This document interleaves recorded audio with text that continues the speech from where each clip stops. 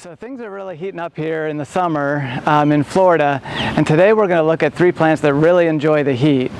Today for What's in Bloom, we're going to be in the Succulent Garden at the Downtown Sarasota campus. My name is Christopher Elenstar. I'm Senior Director of Gardens Horticulture at Selby Gardens.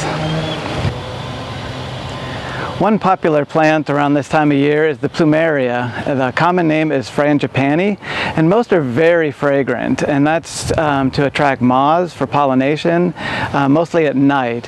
But it is a little bit of false advertising. There's no nectar in these flowers, so the moths are attracted to it, but then actually don't get any reward for pollinating the plant. Most species of Plumeria are this white color with the yellow center, but with all the cultivation and hybridizing, there's countless shapes and colors and sizes of Plumeria. And you've probably seen a lot of those in Hawaii with the leis that they make. Those are commercially grown year-round because the flowers hold up really well and they also maintain some of that fragrance. One nice thing about Plumerias is how easy they are to propagate.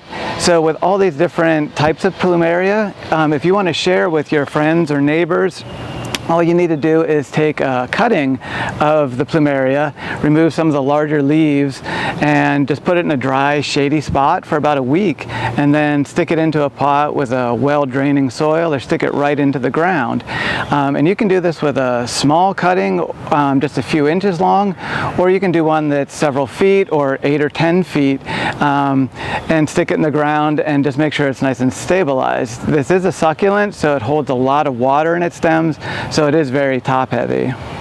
So Plumeria is in the dogbane family, which is Apocynaceae, and there are a lot of features that are shared throughout that family.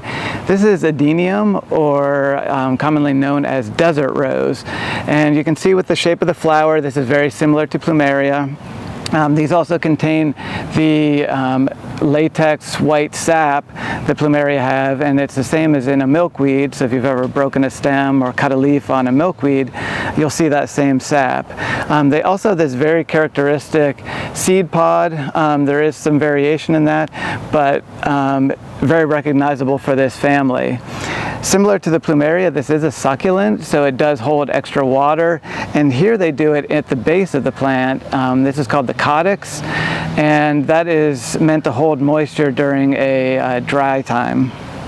Also in the dogbane family is Pachypodium, commonly known as Madagascar palm, although you can see it's definitely not a palm.